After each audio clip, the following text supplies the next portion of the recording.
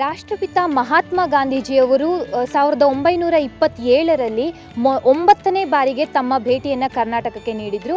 ಆ ಬಾರಿ ಅವರು ಭೇಟಿಯನ್ನು ನೀಡಿದಾಗ ಅವರ ಆರೋಗ್ಯ ಸ್ಥಿತಿ ಅಷ್ಟಾಗಿ ಸರಿ ಇರಲಿಲ್ಲ, ಅದು ಹದಗೆಟ್ಟಿತ್ತು. ಹಾಗಾಗಿ ಅವರ ಕುಟುಂಬ ವೈದ್ಯರು ಅವರಿಗೆ ಕನಿಷ್ಠ ಪಕ್ಷ 2 ತಿಂಗಳುಗಳ ಕಾಲ ಆದರೂ ವಿಶ್ರಾಂತಿಯನ್ನು ತೆಗೆದುಕೊಳ್ಳಬೇಕು ಅಂತ ಹೇಳಿದರು.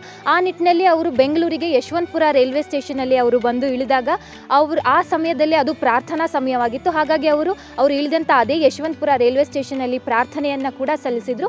ಆನಂತರ ಅವರು ವಿಶ್ರಾಂತಿ ಪಡೆದುಕೊಳ್ಳೋ ಸಲುವಾಗಿ ನಂದಿ ಗಿರಿಧಾಮದಲ್ಲಿರುವಂಥ ಒಂದು ವಿಶ್ರಾಂತಿ ಗೃಹಕ್ಕೆ ಭೇಟಿ ನೀಡಿದರು. ಅಲ್ಲಿ ಸತತ 2 ತಿಂಗಳುಗಳ ಕಾಲ ಅವರು ವಿಶ್ರಾಂತಿಯನ್ನು ಪಡೆದರು.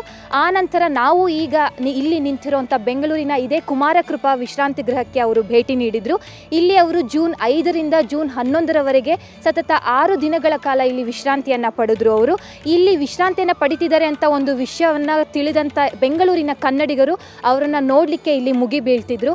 ಹಾಗಾಗಿ ಅವ್ರನ್ನ ನೋಡುವ ಸಲುವಾಗಿ ಹಣ್ಣು ಹಂಪಲುಗಳನ್ನು ತಂದು ಅವರಿಗೆ ಹಾರೈಸ್ತಾ ಇದ್ರು. ನೀವು ಆದಷ್ಟು ಬೇಗ ಹುಷಾರಾಗಬೇಕು, ನಿಮಗೆ ಆರೋಗ್ಯ ಸರಿ ಹೋಗಬೇಕು, ನೀವು ಮತ್ತೆ ನಮ್ಮೊಂದಿಗೆ ಬಂದು ಮಾತನಾಡಬೇಕು ಅಂತ ಕೇಳ್ಕೊಳ್ತಾ ಎಷ್ಟೋ ಜನ ಕನ್ನಡಿಗರು ಇಲ್ಲಿಗೆ ಬಂದು ಅವರಿಗೆ ಹಣ್ಣು ಹಂಪಲುಗಳನ್ನು ನೀಡಿ ಅವರಿಗೆ ಹಾರೈಸ್ತಾ ಇದ್ರು ಹಾಗೂ ಅವರ ಆಶೀರ್ವಾದಗಳನ್ನು ಕೂಡ ಪಡಿತಾ ಇದ್ರು.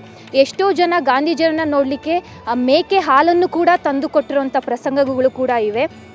ಹೀಗೆ ಗಾಂಧೀಜಿಯವರು ಪ್ರತಿ ಬಾರಿ ಕರ್ನಾಟಕಕ್ಕೆ ಭೇಟಿ ನೀಡಿದಾಗಲೂ ಜನರು ಅವರನ್ನು ನೋಡಲಿಕ್ಕೆ ಮುಗಿ ಬೀಳ್ತಾ ಇದ್ರು. ಜನರ ಮನಸ್ಸಿನಲ್ಲಿ ಹರುಷ ಉಕ್ಕಿ ಮೂಡ್ತಾ ಇತ್ತು.